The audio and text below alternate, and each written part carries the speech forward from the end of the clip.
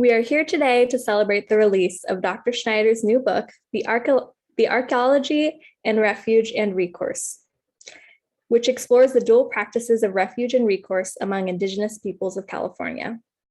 Applying theories of place and landscape, Dr. Schneider argues for a new direction in the archaeology of colonialism. This book offers insight about the critical and ongoing relationships Indigenous peoples maintain to their homelands, despite colonization and systematic destruction of their cultural sites. Please give a warm virtual welcome to Dr. Tsim Schneider. Hey everyone, thank you very much, Tani, for that wonderful introduction. I'm going to assume I am not muted and I'm not just talking to a wall here or my computer screen. And I just want to say, again, thanks for the great introduction.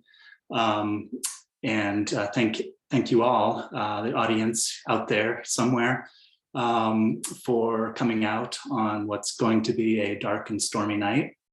So thank you for attending, and thank you, sincere gratitude to Dr. Hernandez and the AIRC, including all of the interns who have orchestrated this event and have been quite diligent in putting things together for this evening. I think the AIRC, the American Indian Resource Center at UC Santa Cruz, is doing astonishing things just in terms of building and sustaining community for Native students, faculty, and staff on campus. And that's a really powerful thing that needs to be recognized. I also want to acknowledge Teresa Mora and Jessica Pigza, who are also out there somewhere, for agreeing to co-sponsor this event this evening. So thank you to the University Library for organizing this event, along with the American Indian Resource Center. I will get going, and then we can get on to the main event this evening. In the last few years, we've seen a growing movement in archaeology that is exploring the broader contexts of colonial enterprises in the Americas. As part of this movement, archaeologists are increasingly redefining the broader spatial organization of colonial landscapes, including those in California. My edited volume from 2014, co-edited with Lee Panich, explores such themes as Indigenous power, agency, and extramural living spaces that shaped mission projects in borderland regions of North America. One of the key takeaways from this book is that, contrary to conventional wisdom, the histories of Native American peoples no longer end at the front door of Catholic missions. In my new book, I examine the related processes of Native American refuge and recourse, as well as the continued role of places within what I am calling Indigenous hinterlands. Drawing from theories of resistance, social memory, and place and landscape, I investigate Native spaces beyond colonial establishments in the San Francisco Bay area of Central California as critical sites of protection and redirection. In doing so, my book and in my research, I foreground the structuring power of Native places in colonial interactions, rather than the marginality normally attributed to them in conventional narratives of Euro-American colonization of California. This recentering effort helps tell the story of Coast Miwok and Southern Pomo resilience, or the resisting and rebuilding efforts of my ancestors during multiple waves of Spanish, Russian, Mexican, and American intrusion.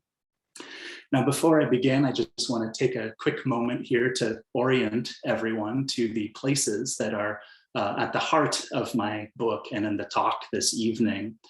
So pictured here on the screen is the Marin Peninsula, so Marin County, basically.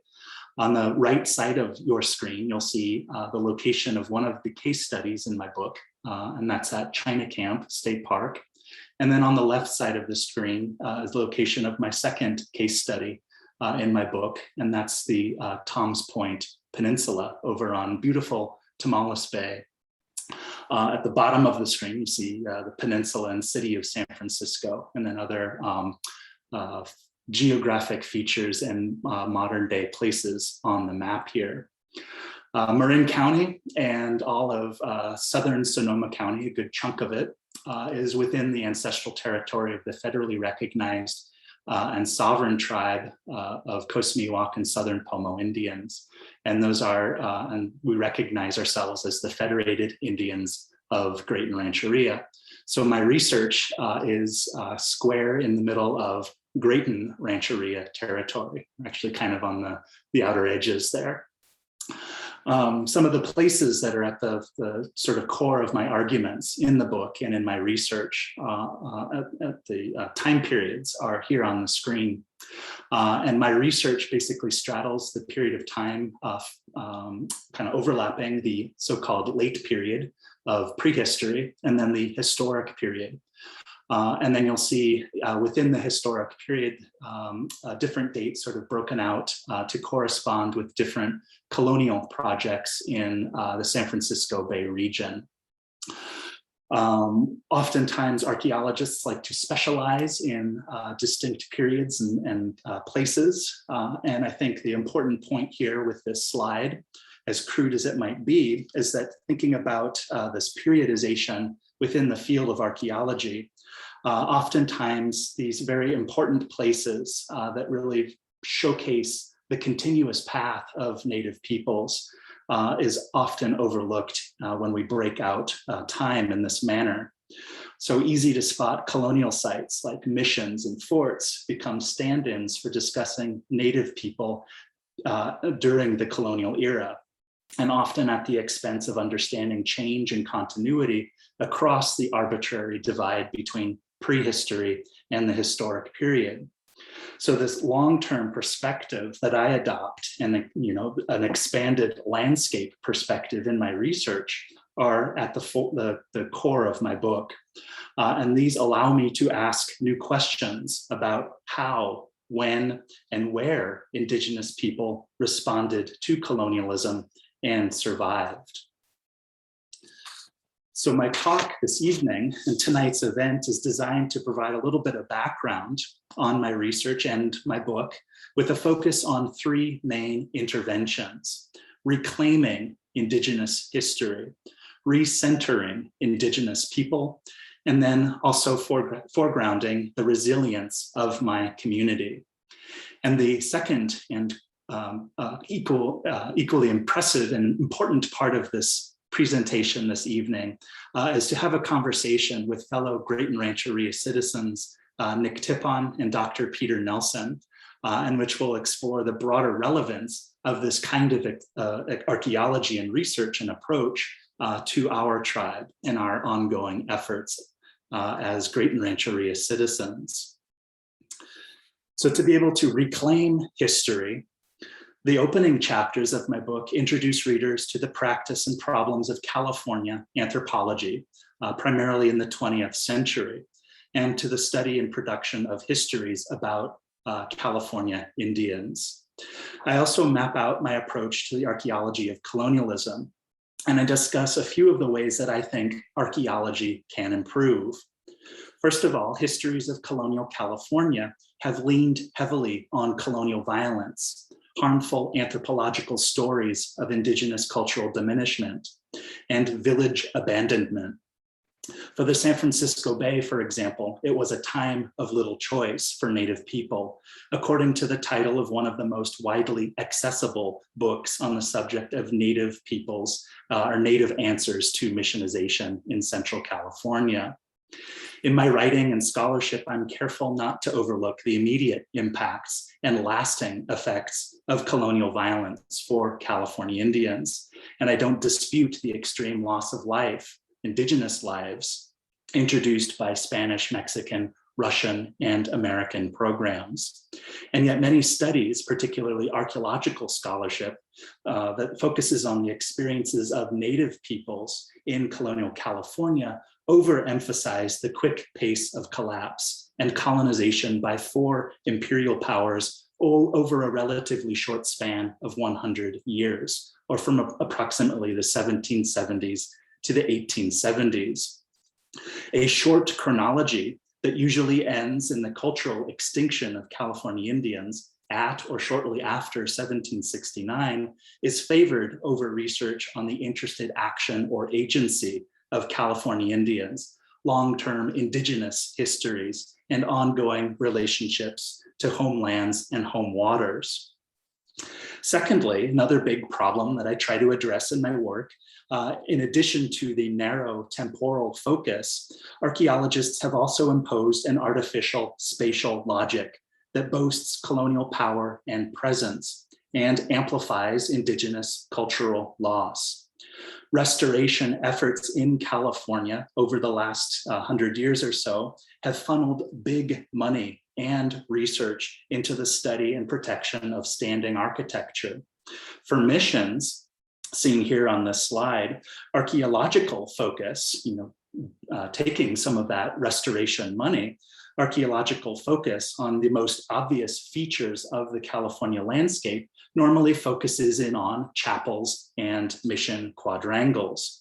And a lot of this story, as has been discussed by others, has been augmented or amplified by romanticism, tourism, and interpretive priorities. Related to this issue, in the San Francisco Bay Area of Central California, we've seen rapid and widespread urbanization, and with that, site destruction that has exacerbated the problem of native visibility on the landscape. The severity and prevalence of site destruction throughout San Francisco Bay, including Marin County, is abundantly clear when you start to scour the documentary record, the archives, particularly newspapers that feature the systematic destruction of native places.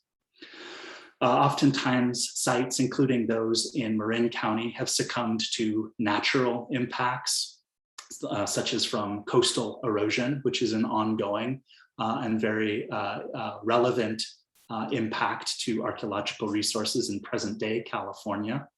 Rodent tunneling, believe it or not, is another big culprit for the destruction of indigenous cultural sites in California.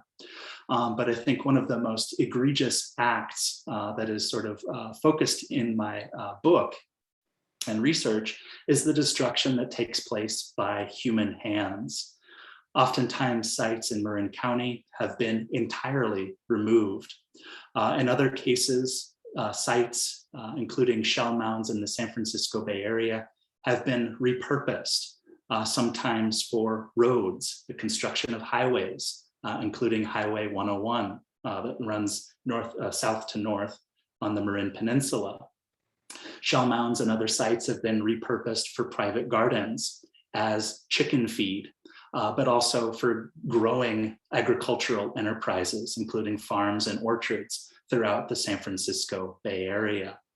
At other times, sites have been systematically leveled simply to go after the materials within them and the human bones, oftentimes buried within these sites.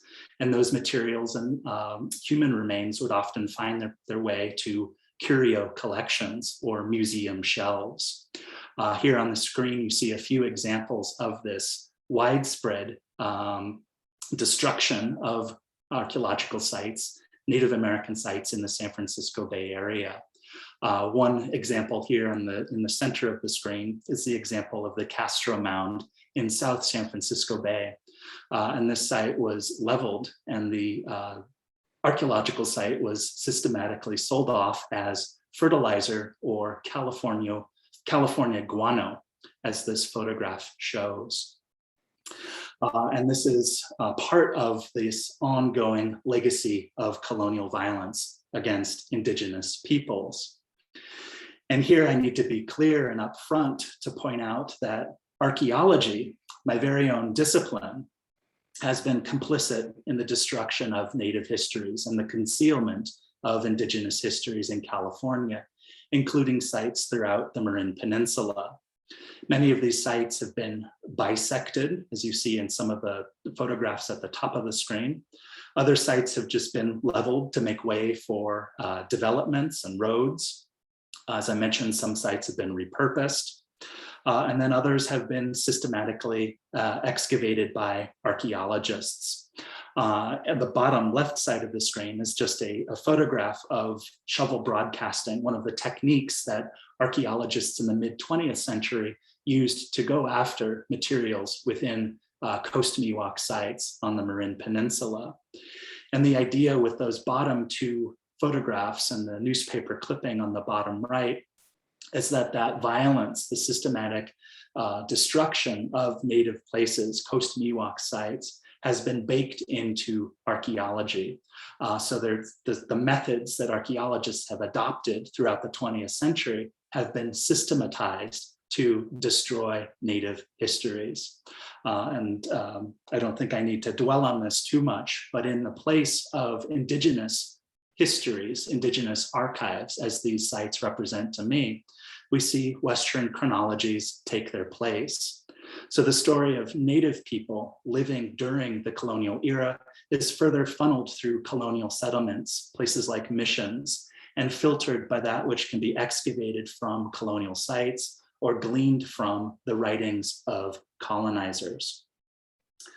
The overemphasis on studying or protecting colonial sites, missions, and other forts throughout California, that short chronology that I talked about, the physical erasure of native cultural sites and anthropological mythology about native extinction has resulted in very little attention to native people's creative responses to missions and other colonial projects. Very few archaeologists look to the broader landscapes and persistent places that help to inform how and when native people responded to colonization within their homelands. We still, to this day, have a very marginal awareness at best of resilient Indigenous peoples who continue to practice and teach their culture and remade their families and communities. And the example here on the screen is a photograph of my family as they were in the 1930s, contrasted with the anthropological narrative of Coast Miwok people as effectively disappearing from the landscape in the 1930s or shortly thereafter.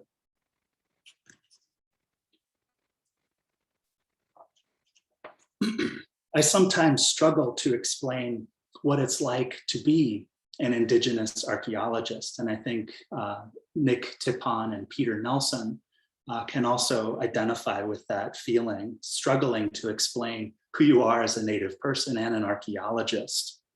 From the world of poetry, I like what US Poet Laureate and all-around rock star Joy Harjo has to say. Joy Harjo talks about going to poetry with contradiction. In this sense, Harjo's poetry is infused with historical memory and living trauma associated with the forced removal of Muskogee Creek peoples from their homelands in the Southeast woodlands to Oklahoma in the early 1800s. Importantly, and social sciences wants to update my computer right now. Importantly, Joe Harjo's poetry also glows with examples and a narrative of Creek presence. To uplift the narrative, or a narrative of Coast Miwok and Pomo presence, my book is framed around 4 key themes. First of all, I consider the impacts of colonialism, anthropology, and site destruction, the things I just talked about.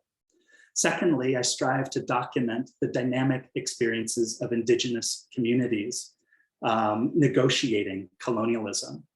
On this first point, this requires new ways of seeing Indigenous peoples and Indigenous places that have been systematically obliterated.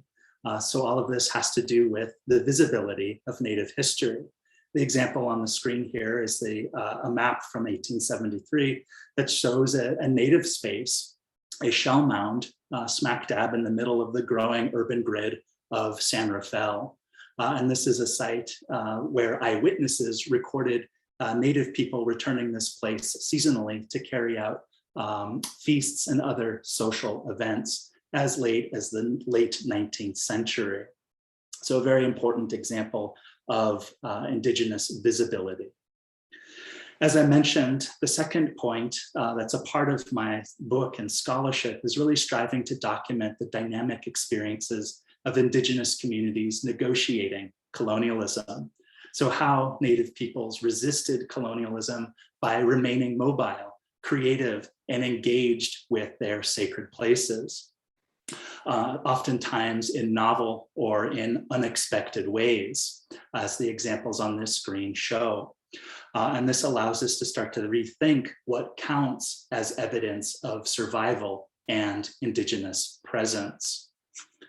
The third aspect that I focus in on in my research and book is to really center and uphold Indigenous epistemologies, particularly the ethics, values, and ways of knowing within my own community of Graton Rancheria.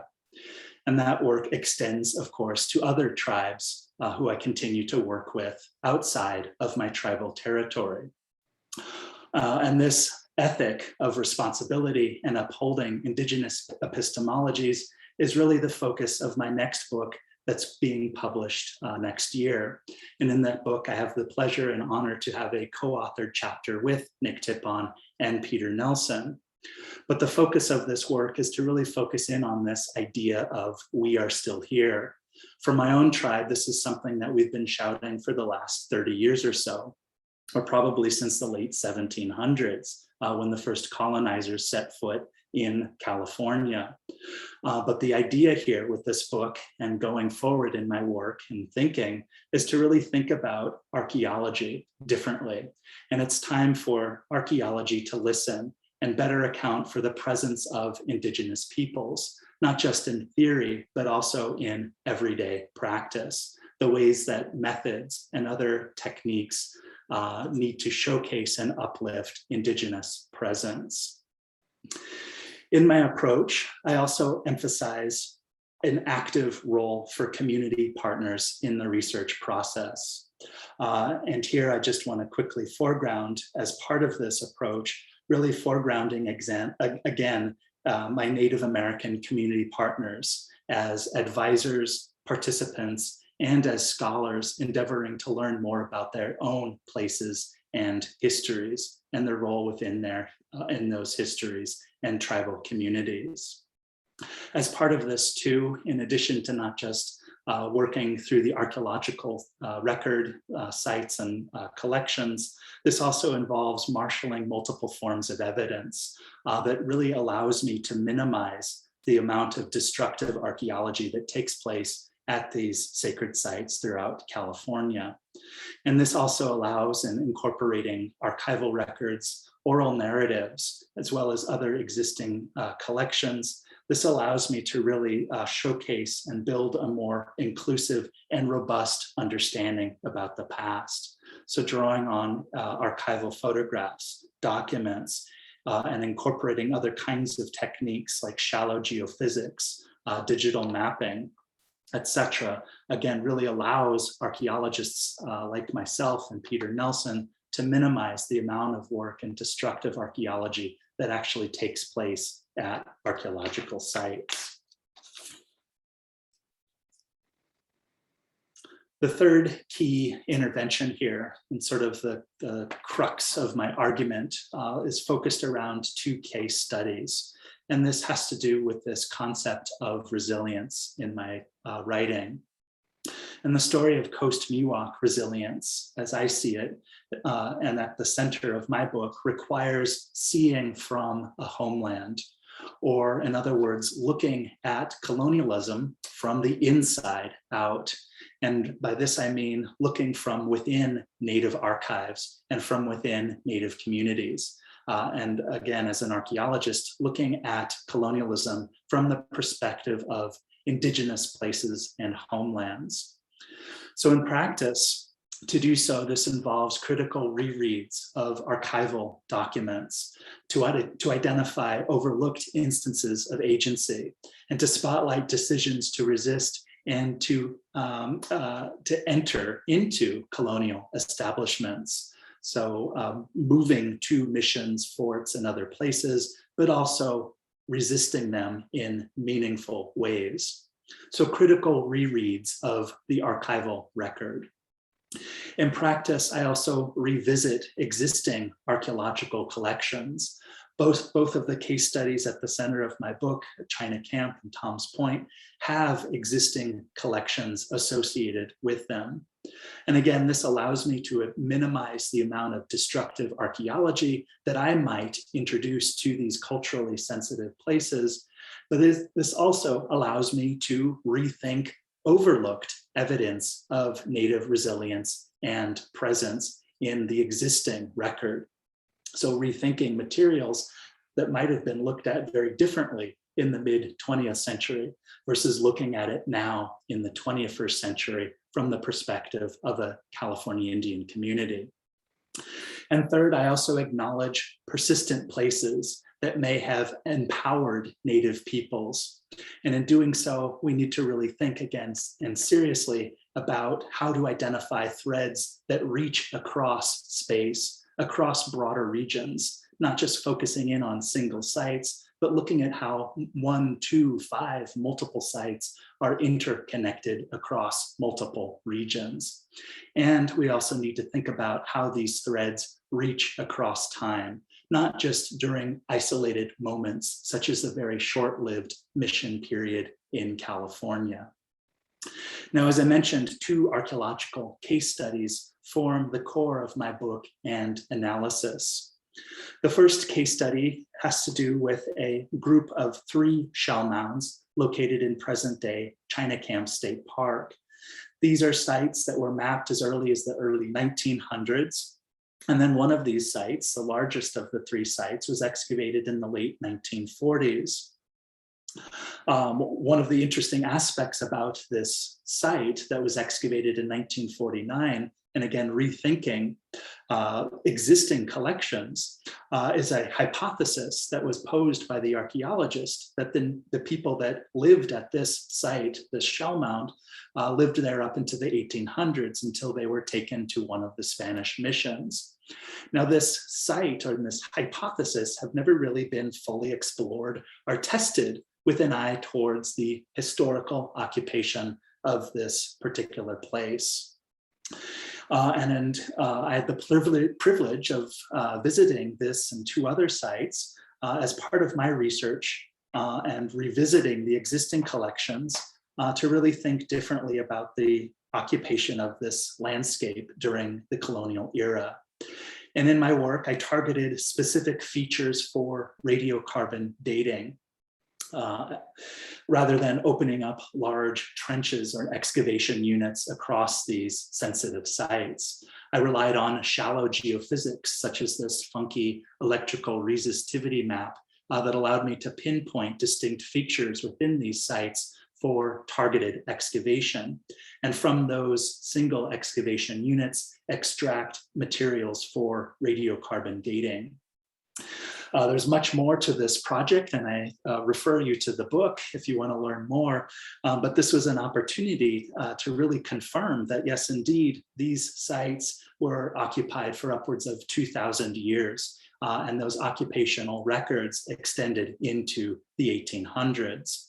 And I theorize that these are sites, ancient shell mound sites that actually served as nodes within a region of refuge, where Native people either stayed put or returned to practice aspects of their culture that was gradually being uprooted by Euro-American colonization. The second case study in my book picks up the story of Coast Miwok and other Native peoples who persisted in the years after the missions start to break up in the 1830s. So the focus here is on another group of 3 sites on a small point of land on Tamales Bay called Tom's Point. And this site was probably, or this landform was probably called Segloke, but we know it in the present day as Tom's Point. And it's named after a white settler, George Thomas Wood, who arrived in the 1840s and set up a trading post on this landform. and tapped into a regional economy to make money in the mid-19th century. What we know of George Thomas Wood and his trading post is valorized and really focuses on the life of a cowboy and pioneer to California.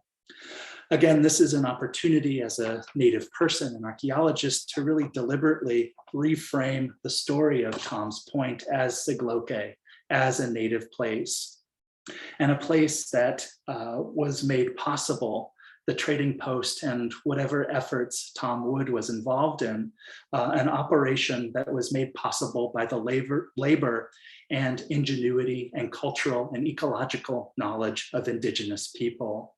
So my findings, and again, I'll refer you to the book to learn more about it. The findings reveal how daily meal preparation included local meals prepared from shellfish, local fishes, plants, and game.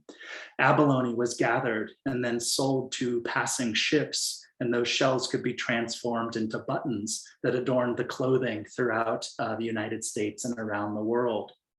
And radiocarbon dating, again, selective sampling at these sites, allowed us to really tell the story of this landform as being inhabited for upwards of 6,000 years, again, archaeological time. But this points to the idea that the trading post and the mid-1800 experiences of Coast Miwok peoples was really one part, a small part of the story of this place and Native presence that really spans a much longer period of time. So again, this is an opportunity to really start to reframe how we think about the persistence and continuity of Native peoples, the recourse of Coast Miwok after the mission period and into the 19th century. In doing so, this also allows us to rethink such concepts as labor. Oftentimes we think about Native American labor in 19th century California as predominantly unfree and coercive. Enslavement was widespread throughout California, particularly in the mid-1800s and afterward. But we can also use archaeology and revisit these sites to think about labor as productive. So we can think in this sense of fitting settler projects like the Tom's Point trading post, but also missions, Fort Ross, Sutter's Fort, ranchos throughout California. We can fit these different settler projects into intact and seasonally traveled networks that connected relatives who are increasingly spread out during this time period, connecting them across greater distance. So we can think about participation in these colonial economies as ways to remain connected to loved ones and family members across greater distances, as well as to places that still mattered. So working at the Tom's Point trading post and other settler establishments, Native people, Coast Miwok relatives among them, learned the language of capitalism, but also learned these new ideas squarely within Coast Miwok homelands and along home waters that were still peopled by Coast Miwok families. So my relatives, my ancestors made do with the most recent wave of settler colonialism. They rebuilt their lives and identities, but they also ensured a place for their culture and identity. They resisted. And so that rebuilding and resistance idea is at the center of resilience and at the core of my book. Finally, I want to wrap up with a couple of key take-home points, and then we'll get on to the main event for this evening. The first big point here is to really think about relative collaborative archaeological research that allows us to rethink the history of Indigenous peoples in California, particularly after contact and colonization. And as part of this, identifying the numerous ways that our ancestors resisted colonialism, often on their own terms, as the example of seeking refuge to me speaks about. We can pinpoint decisions about when and how to engage, or how our ancestors engaged with colonial people and introduced materials and ideas to the California landscape. So my ancestors, among them, were capable of blending new ways of living while honoring commitments to each other and their cultural traditions. They found recourse, in other words. And I can also rethink how my ancestors were forward-looking or future-oriented and not necessarily locked to a past. So relevant collaborative research allows us to really rethink these inherited histories of colonization in California. The second key takeaway is to really think about the story of resistance and rebuilding as a story of resilience. And that story really continues into the present day, as you see here in some of the photographs on the screen. This is a story of resilience that I see in Graton Rancheria and the Ama Mutsun tribal band, and among other California Indian communities that all share that history of resistance and rebuilding. Third, we can also think more importantly about how we can use archaeology and our scholarship to bring about more relevant field research and laboratory research with an eye towards long-term Indigenous histories that include Native voices and include ways of giving back to California Indian communities. So this involves a myriad of immediate actions as part of the research endeavor, but this allows us to also begin articulating longer term goals. And I think at this point, Peter Nelson and Nick Tipon, our special guests for this evening, will have more to add on this particular topic. And I'll return to a quick introduction to Peter Nelson and Nick Tipon in just a second, but I want to just say thank you to Liz Solori, my family, my brother and sister, my nieces and nephews, my mom and dad, the Federated Indians of Graton Rancheria, my collaborators, archaeological collaborators, and my departmental colleagues here at UC Santa Cruz, who all supported my research. Students, faculty, and staff all supported my research in one way or another. So thank you to all of you. And with that, Kamolish and Yawi. And I want to take a second here to introduce Peter Nelson and Nick Tipon, who will continue the conversation with me. So Peter and Nick, are you there?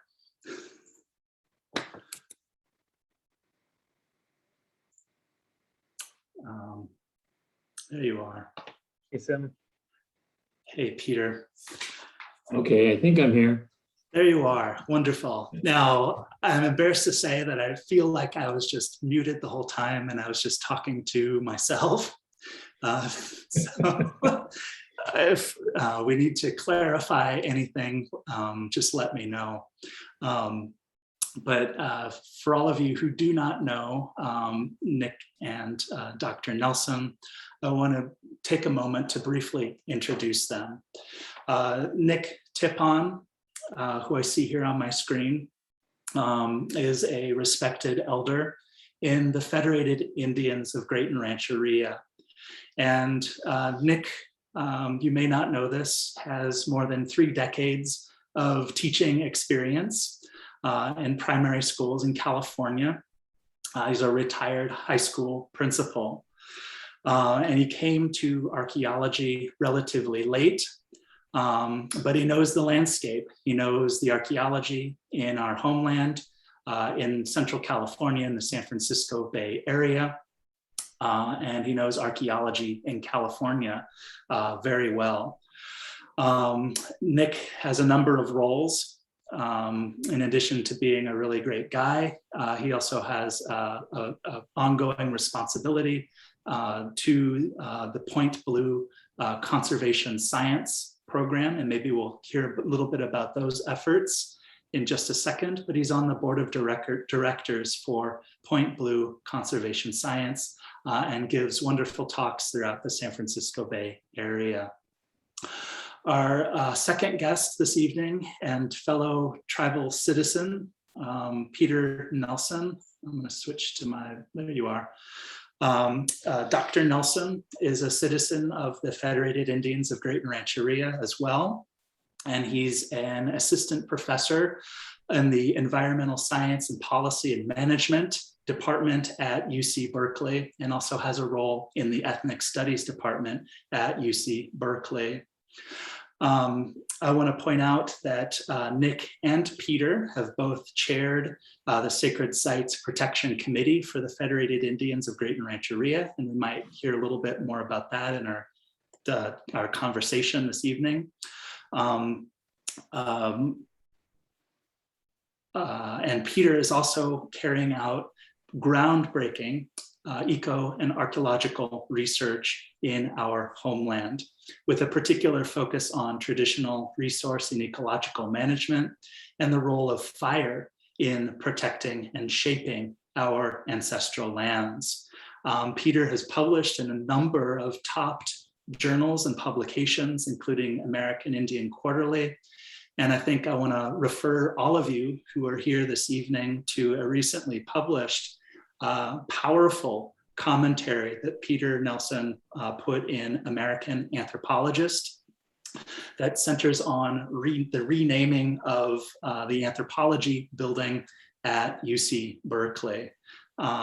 So it's a great privilege and honor to have Dr. Nelson and Nick Tipon join me this evening. And for all of us who do not know what we do, I thought that Nick, maybe you could kick things off and just briefly provide a little background about how you got involved in archaeology so late in life. That's an interesting segue. Interesting segue from, for those of us who don't know what they're doing, to me. I appreciate it, thank you, Sam. You bet. So as was mentioned, I am a member of the tribe. The Federated Indians of Graton Rancheria is a federated tribe because we include both the Southern Pomo people and the Coast Miwok people. And my grandmother, who was raised over by in the Sebastopol area, is actually the Southern Pomo part of the family. So she was long dead before I was born, and so I never got a chance to meet her, seen pictures of her, but it's something that I wish I had, get to know her. I've heard stories of her growing up and going from Sebastopol out to the seashore to Bodega Bay to collect resources for food and crafts and life.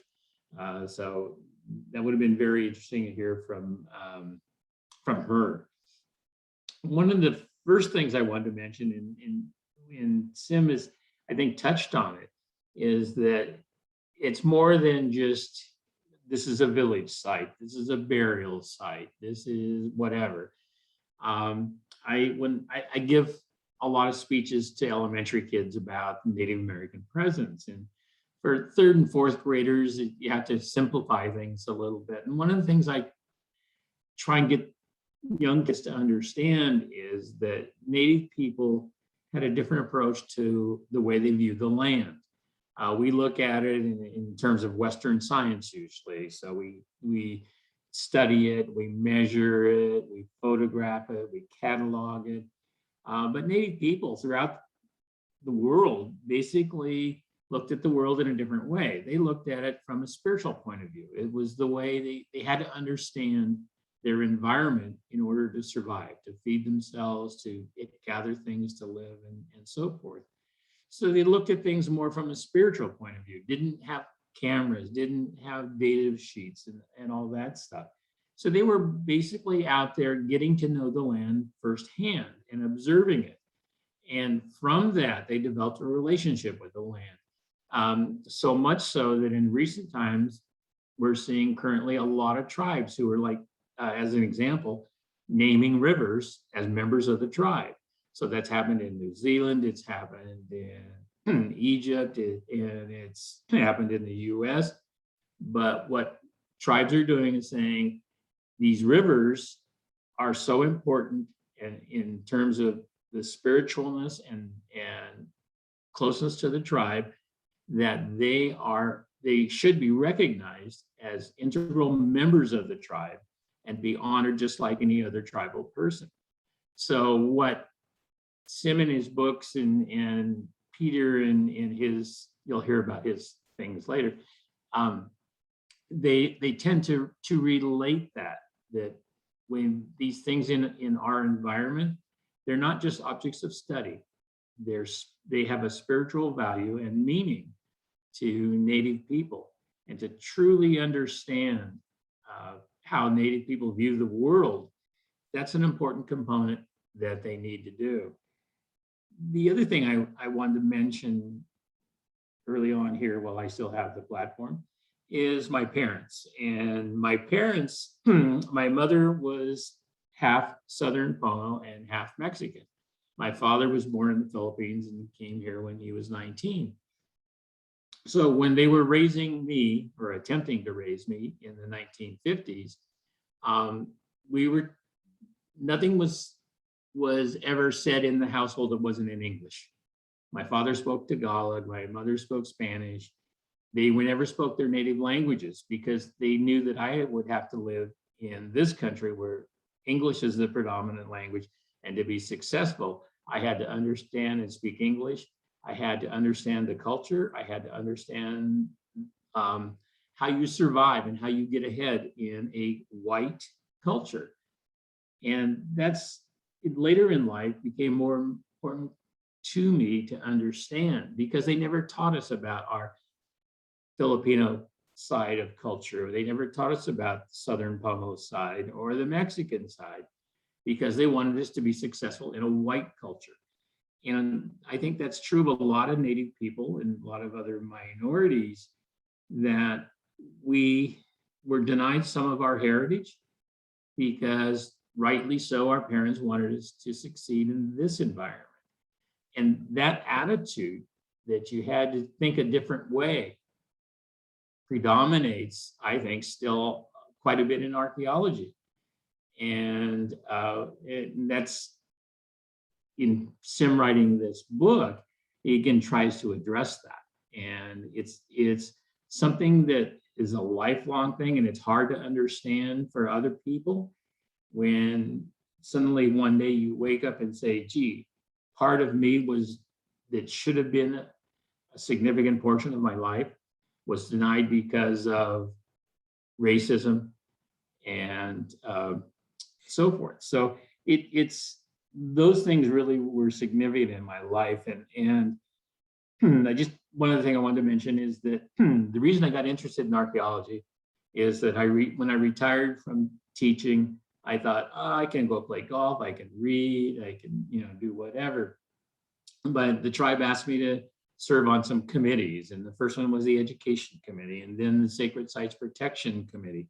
So I got interested in that, in protecting sacred sites. Man, I had to work with archaeologists, so I wanted to learn more about archaeology and why they did the things that they do, which mystified me then and sometimes now. Peter and Tsim both are hoping to change that.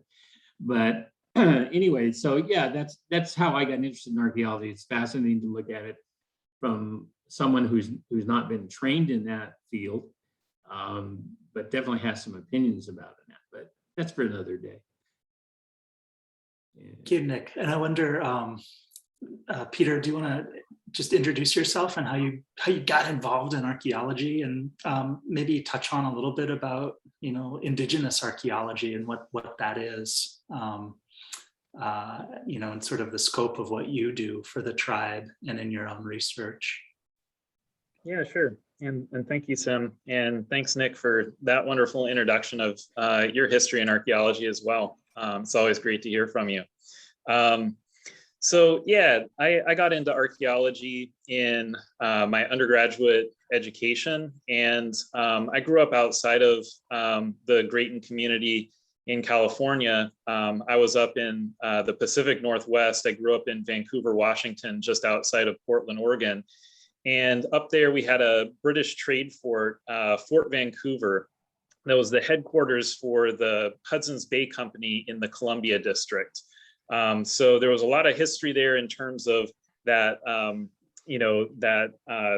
British trade fort history, and a lot of focus on, this colonial place. Tsim's talking about these colonial institutions that are very visible on the landscape. Well, that was one of them, and had a very profound impact on me and my career going into undergrad.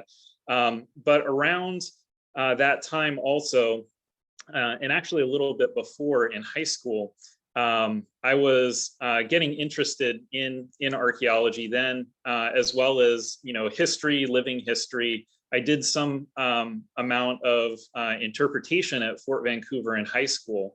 And so that's kind of how I got into, thinking about these different issues, as well as at around the same time in the 1990s and then on into 2000 and 2002.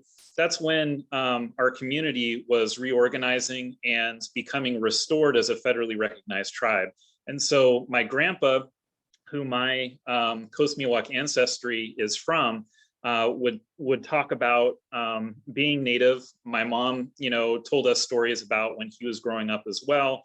He grew up in the Santa Rosa, Healdsburg, Windsor sort of area, and basically was migrant labor in his own ancestral territory, where, his family, my family is originally from Tamales Bay, but, they had to move out of that area for different reasons. And, essentially were performing labor on a bunch of different ranches up in Sonoma County, and lived out of a Ford Model T and a tent that they swept out the dirt floor of every single day. And they just moved around the landscape like that. His father was a cowboy, and his mother worked in kitchens and domestic work and other things. And the kids picked prunes and fruit and all of that. And his uncle, who was the same age as him, remained in Tamales Bay with his family, the Zappies, and they were involved in, shellfish gathering and all of those sorts of different activities. It was really rough for Native people in those times. And so a lot of people left around World War II. Men went to war. My grandpa did as well, and joined the Navy. And when he was finished with that tour in World War II, they dropped him off in Seattle, and he met my grandma there. And that's why he stayed there, and why my family, my mother's family and my family, grew up in the Northwest. And so he had always wanted to return down to California. And I think that stuck in my mind. And, I also am almost like an identical likeness of him too. There are some of those weird genetics that just happen. And so all my life I've been told I look like my grandpa, and, he's kind of our connection to Graton and our tribe and our extended family down here in California. And so, going through getting interested in history and archaeology, and, starting to get interested in, the Native groups on campus at the University of Washington, and becoming more, involved in powwows and other sorts of intertribal traditions. Through that, I was looking into how could I bring that, political angle into my archaeological work, and do community work with tribes, not just, the run-of-the-mill archaeology that everyone has done for so long that's had impacts on our communities. And around that time as well, the early 2000s, people were talking a lot about NAGPRA and the Kennewick Man case, or the ancient one. So a lot of those things brought all of that together, and brought my interest into alignment with Indigenous archaeology and community-based participatory research within archaeology. And that's when I applied to UC Berkeley as well as other places, but really had my heart set on coming down to California, working with our tribal community and reconnecting with a lot of extended family, and working very closely with our tribal government. And so that's the dissertation research that I got involved in. I met Nick very early on in that process, started asking him and Sacred Sites Committee and other people in the community about what would be a useful project. And that's how I got started. I think it was actually Nick that suggested, well, we want to know more about the environment and, Indigenous management practices, and Tole is where a lot of things are happening. And so, through that whole process, I kind of got integrated into things. as well as other experiences too. I remember going to my first, sacred sites meeting, and I was excited, and Frank Ross was there, and I said, "Hi, how's it going? This is who I am," and he said, and I told him, I'm here studying, archaeology at UC Berkeley, and he just looks at me and he says, "Now, why would you want to go and do a thing like that?" And I didn't know what to say to that. So I was just like, well, I think I could be useful, and, like maybe I can help and stuff like that, but, you go through those kinds of experiences with community because there are these really hard histories. Tsim touched on that quite a bit, of the destruction to our ancestral places. And, without further context of where you're coming from in that archaeological discipline, those histories come out, and they're really sensitive feelings about that. Talking to community who have been involved in cultural resource protection from the very beginning, because in my mind, we talk about Indigenous archaeology, decolonizing the discipline, and all of that. But there's another movement which has always been around, that's all of our people in our tribe, before federal regulations, before state regulations, who have been protecting these cultural sites from day one of colonialism, and having our own protocols for how to do that. And, whether we have to do that silently by the roadside or on these development projects, or, now with those regulations in place, having a lot more protections and a lot more say in how archaeological projects and development projects go. We're much more able to advocate for the protection of these places. So that's where the discipline has come. And, on that side, as well as from the university side, we have so much more opportunity to do really good work that is desired by communities. And so that's the point of entry where I come into archaeology, and what I like to do within it is working with communities.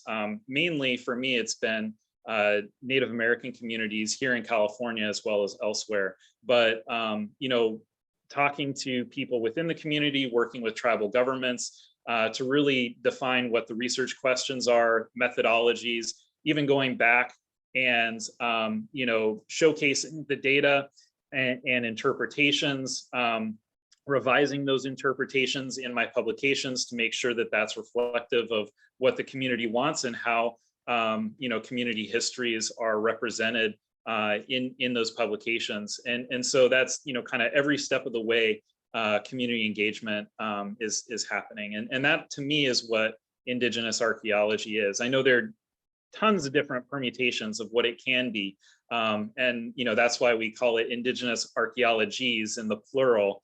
But anyway, to me, that's what it means, is that very, very close engagement with tribal communities. That's awesome. And yeah, it sounds like Frank Ross. I'll return to you brought up this point of sensitivity, and I want to return to that really quickly. But at first I want to just on that kind of ask, Nick, in terms of your contributions to the tribe and the Sacred Sites Protection Committee and other work that you continue to do for all of us, and working with Point Blue and other agencies. I wonder if you can comment, have you seen transformations in the field of archaeology? I think one of the jarring things for me early on in the book was to just sort of think and dwell on how many of our sites have been destroyed, and how that mentality that Peter is talking about is so it continues into the early 2000s and into the present day. I wonder if you're seeing any changes, and I think maybe I did mention this or maybe I didn't, but Nick Tipon is the recipient of the 2021 California Native American Heritage Preservation Award from the Society for California Archaeology. And I think only one other person in attendance here, Greg Castro, is a recipient of that award. And I think that's a really important thing to note in the relatively short archaeological career that you have, Nick. You've accomplished quite a bit. So I wonder, have you seen things changing? You're muted, Nick. Yes, I've seen things change, and the unfortunate part of it is I think the impetus for change has not come from within the archaeological community so much. I mean, there are individuals, but as a broad spectrum of archaeologists or anthropologists, there hasn't been a great deal of change, but the change has been driven from outside agencies as some laws have changed, as tribes have become more organized, and some tribes who have the funding can afford good lawyers, and federal and state laws about protecting cultural resources have been changing slowly, but not fast enough, but they've been going in the right direction. So I think there has been change, and there are some archaeologists who are very sensitive and always asking questions about, gee, how's the tribe going to feel about this, and so forth. But I think it's good, and we have a ways to go still.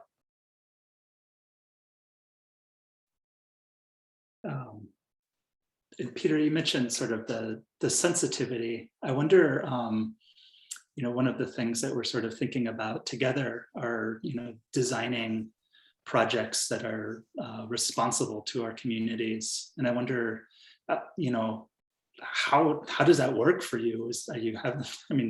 Maybe describe, what you're involved in. I think it's really important and cutting edge and super relevant for in terms of thinking about climate change and the effects of wildfire. How do you incorporate the sensitivity to your work? Yeah, so I think I'm in a constant process of still figuring it out, in thinking about, what's most important to the community, or how I can make an intervention if, an intervention is what's needed or wanted even. I can have all the ideas in the world, but, it takes the community wanting that research to be done or that intervention to happen in order to make that possible. And so, everything that I do is grounded in, working with our Tribal Historic Preservation Office and our Sacred Sites Committee, and, making sure that I always check back in with whatever I'm doing. And I think that sometimes I get drawn into a little bit too much of the consulting side of things, but I think that's part of paying it back a little bit too, where I'm able to use the expertise and knowledge and degrees that and certifications that I've gotten in order to advocate for community views on that policymaking sort of level as well. And through that, then I get drawn into these different projects, and I think that this is where it's a very sort of like unsure place to be for a lot of archaeologists to kind of put down the trowel or the shovel or whatever. And I just had this image that flashed through my mind of like that kind of situation where Luke Skywalker throws away his lightsaber and declares to the Emperor that now I am a Jedi. It's with that kind of confidence to be able to put those tools of archaeology down and do a project that doesn't involve those, doing more cultural heritage studies, that allows you to be the archaeologist that your community wants. And then from there you have the entire toolkit to do any range of different projects. And then it's really being guided by the community that brings you to these different projects that matter. And so that's kind of been my approach, is to go to those spaces where I don't necessarily feel comfortable all of the time, but it's led to some really amazing projects. Say like with fire, I've been getting training in in prescribed burning. I wouldn't say that I'm a cultural practitioner of fire, definitely not. there are some really great people around the state who are doing that, but I'm learning what I can right now, and then eventually picking up those cultural elements of working with fire and reading the landscape, and how that benefits our non-human relations, essentially, with all of the different plant and animal communities that that benefit from that type of stewardship. And so I'm making little interventions in the way that I can, using information from my more traditional archaeology and our tribal histories, our family stories, working with our tribal government, and trying to be useful in these different places, doing these burns in collaboration with organizations like Audubon Canyon Ranch on some of their properties, as well as private properties around. Because I think even if this makes just a really subtle, small impact right now, the more and more we do it, the more that will spread. I don't want to say like wildfire, because it's totally different than wildfire, and it actually is helping us prevent wildfire, which is another service to the community. I live here in Santa Rosa now. We just had the glass fire last year. It came very close to my home and Nick's home and others. And, there was the LNU complex that also took place. And, I know, Tsim, you were evacuated a little bit for a little bit of time there. But, these things that we're investing in right now, I think they have great cultural relevance and relevance to archaeologists as well, not just about the material things that we think of as archaeology, but how that impacts the landscape, how we move across that cultural landscape. And that cultural geography or cultural landscape is a really important component of our understanding of the world around us, and that's tied to our culture and cultural practices, the resources that we use, that we create different objects of beauty and functional things that allow us to process our acorns and other different food and medicine, plants. And so, it's all tied together. And I think that if we open that space for archaeologists and other, social scientists and researchers and community to be involved in that and come together around, doing a lot of this repair work after years of colonization that have brought all these environmental impacts to our areas, that starts to restore what we need to happen to continue cultural practices into the future, especially with climate change that is affecting all of us. Thank you, Peter. Yeah, I could talk to both of you for the next 5 hours, but I think we would make people upset and they would get bored with us. What I'm hearing is that archaeology is just a really small tool in our toolkit, and I have great respect for both of you and the efforts that you've done for our community and continue to do for Graton Rancheria. So I think we want to turn it now. If you can stick around, Nick and Peter, for some Q&A, there might be some questions from the audience that we can field. So thank you both.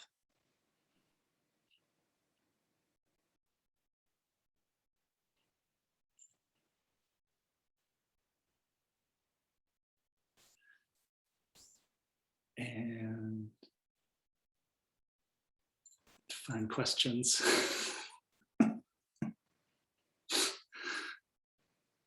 Hi. Hey. Okay. I'll go ahead and ask the first question. Thank you all so much for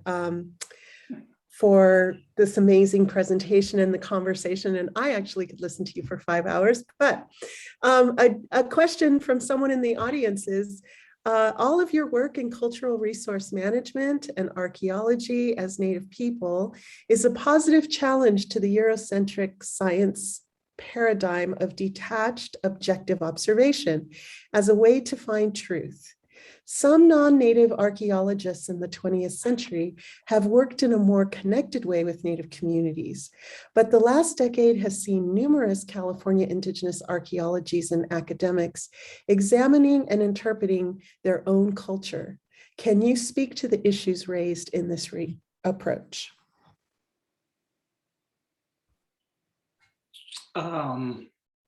Well, I will say that we need more California Indian archaeologists in California archaeology. So I'd like to see the trend continue. I think it's really powerful, and Peter and Nick, you can speak to this as well. I think it's important that we're training our own, so to speak, and maybe there will be more behind Dr. Nelson that are going to build careers in archaeology. But I think what I reflect on too is that the three of us just represent three perspectives within a tribe comprised of thousands of perspectives about history and time. And I think archaeologists and the broader public need to know that tribes are comprised of those different and unique pathways that need to be addressed and acknowledged. So I guess I'll be really quick and say I think we need to see more of this, and I think we also need to be, we can't rest on our laurels. Let's keep ticking over the world.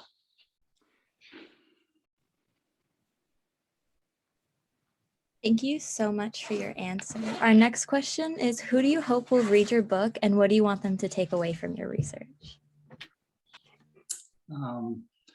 Great question, Jordan. Thank you. Well, I hope that fellow citizens in Graton Rancheria are moved by the book to find some interest in our history and culture and build on it. I hope that the broader public reads this work. I was very deliberate in writing opening chapters that draw readers in to, not just kind of focus in on the dry aspects of archaeology, but to, things that both Peter and Nick brought up in their conversation here, is that archaeology needs to be contextualized within Native histories and Native experiences. So I hope that the public has some understanding about who we are as people, who we are in the present day, and who we want to be going forward into the 25th century. And I would hope, speaking from my Point Blue conservation science hat, I would hope lots of people working in conservation, environmentalism, and so forth also read the book to get a sense of how important the environment is to Native people, how we interpreted things for centuries and centuries. And I think it will help them see a look at things from a different perspective, not from the Western science, but looking at things that have a spirit, and people who had a closeness to the land that maybe most of us can't understand. But I think the events that are unfolding in front of us are going to force us to take another look at the environment and develop a different kind of relationship with it.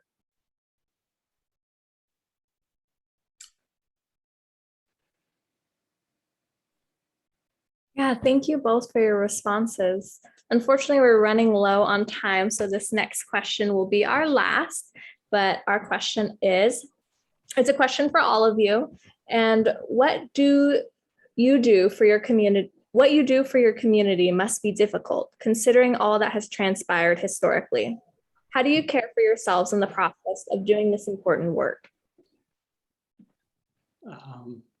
I have an idea of how I would answer that, but I'll let my colleagues, Peter and Nick, speak first. For me personally, having Tsim and Peter to talk to as fellow tribal members and nice guys, and as professionals, trained professionals, has for me been very exciting and rewarding. And I look forward to our chats, and sometimes we do dumb things and have one too many beers, but those are the good things. And it's really nice to have them as a resource from within the tribe, to knowing that they have both perspectives. Yeah, I would say in this line of work of Indigenous archaeology or cultural resource management, as a Native person, as any person who cares about community and what these things mean and can do to community, you have to be very careful about how you approach it, as well as your self-care as well. That's a really important question.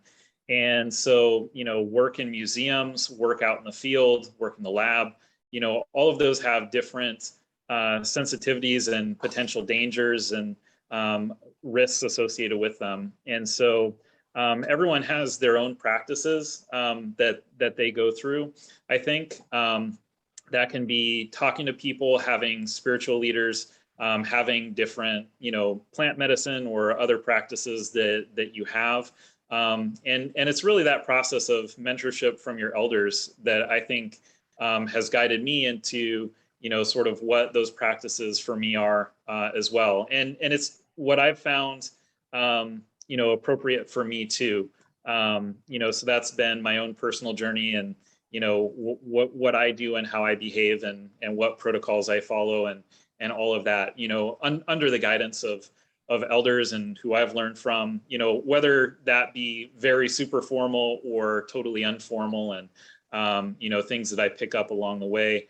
But yeah, those things are definitely in place. And, because you do have to take breathers and take, time out, because this is really hard work, even within the archives, where you wouldn't expect, to have to take time out from some of these experiences. I've read some really, really difficult things, about my own relatives, in this really troubling time. And, it's too much to hear sometimes when you're dealing with death and, all of these terrible things that have happened because of colonialism. So yeah, you need to take time for yourself and need to do self-care. And I think that that's very self-directed, but again, looking to our elders for guidance on how to do that, and sharing in community and healing each other as well. Oh, I would add that, and I agree that, talking to elders and, not just in our community, but I think I've had the pleasure of speaking to, elders in other communities. Greg Castro, I'm sorry if I'm calling you an elder, Valentin Lopez, Linda Yamane, having a sense of connectivity to communities outside of our own too is helpful to sort of build in perspective. There is a certain amount of self-care for sure, and I don't want to go into too many details. But one of the things too is events like this, having opportunities to chat with Peter and Nick, and having opportunities to apply the knowledge that we learn in meaningful ways. I've been really excited about clam bead manufacture, little things that archaeologists excavate all the time, but to be able to make beads and to know how to engineer them and to string them is just quite rewarding. And preparing foods, traditional foods, and gathering them, all of that is fun, and it helps bring in that element of self-care going forward. So I think, yeah. Thank you so much, all three of you, for answering questions and sharing with us tonight. And thank you everybody who's here listening to our speakers and asking questions. I want to tell you about Indigithanks. We want to share this event that we are hosting with you. We are inviting you to Indigithanks on November 19th, 2021 from 5 to 6:30 p.m. via Zoom. The link to register is on screen, and they will also be putting it in the chat for you. We also want to share the event hosted by the Humanities Institute and the University Library. It's the 12th annual Morton Marcus Poetry Reading featuring Gary Young. This will be on Thursday, November 18th, 2021 at 5:30 p.m. and the link to register will be in the chat as well. If you'd like to learn more about the events at the AIRC, please subscribe to our weekly newsletter. Our newsletter is sent straight to your email inbox and is a great way to stay updated on news, upcoming events, and opportunities in the Native community at UCSC and abroad. You can also keep up with what we're doing here at the American Indian Resource Center by following us at the handles on screen and in the chat.